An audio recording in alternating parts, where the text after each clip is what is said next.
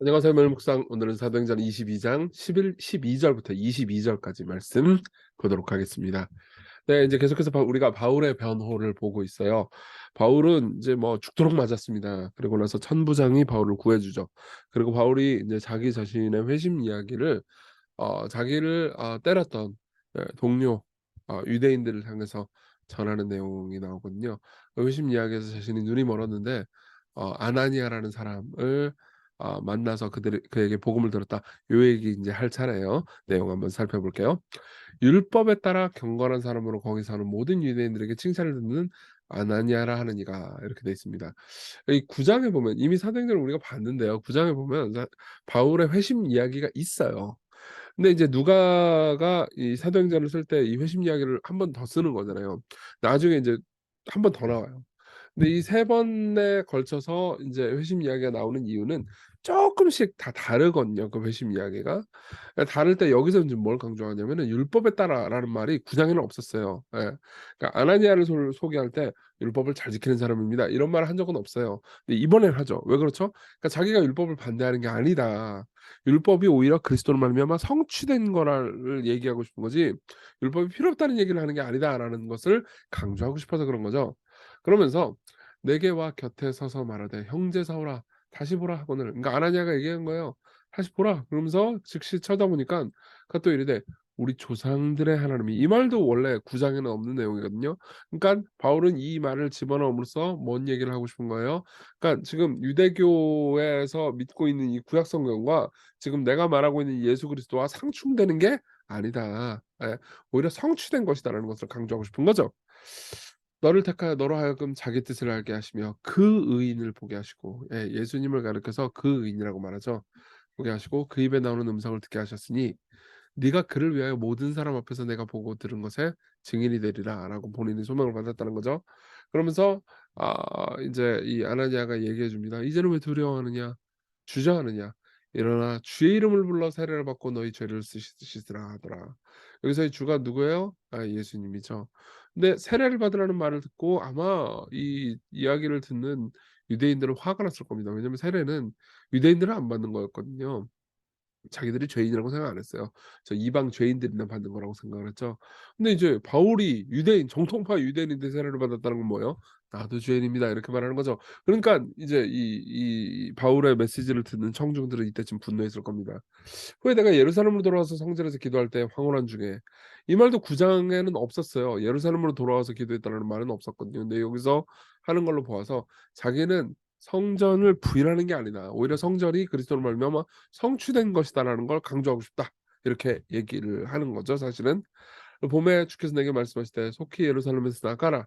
그들은 내가 내게 대하여 증언하는 말을 듣지 아니하리라 하시거늘 내가 말하기를 주님 내가 주를 믿는 사람들을 가두고 각 회당에서 때리고 또 주의 증인 스테반의 피를 흘릴 때 내가 곁에 서서 찬성하고 그 죽이는 사람들의 옷을 지킨 줄 그들도 아나이다.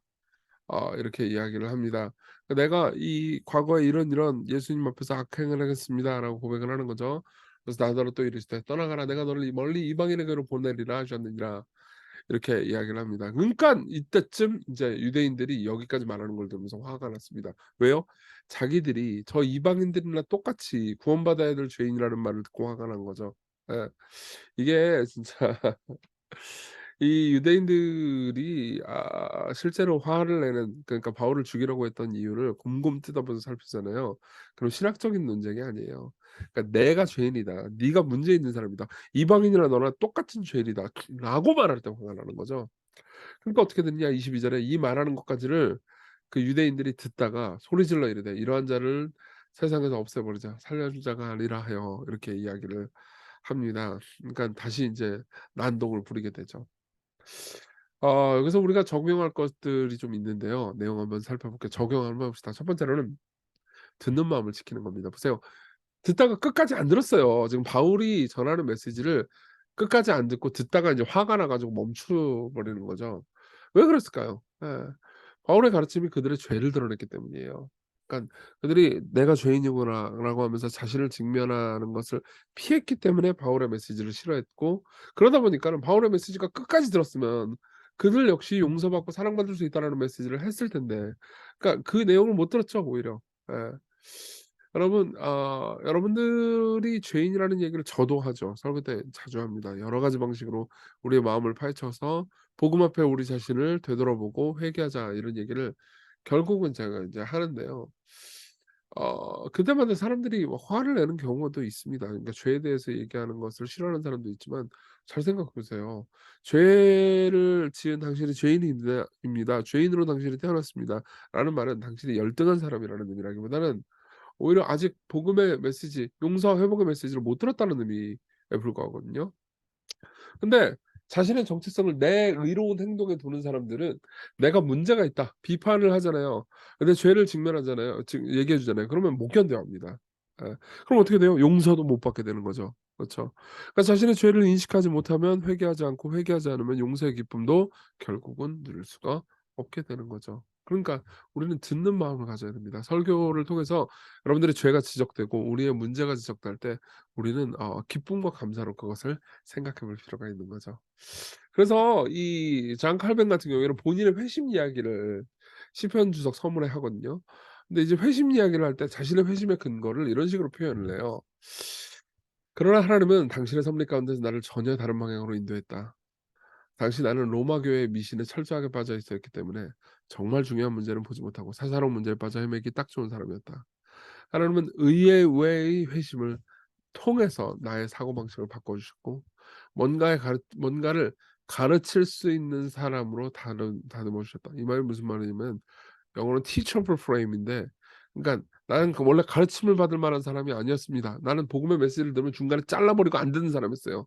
근데 이제 하나님께서 은혜를 주셔서 내가 회심하고 변화가 되니까 어떻게 돼요? 듣는 마음을 가지게 됐다는 거죠. 뭔가를 가르칠 수 있는 사람이 되었다는 거죠. 예.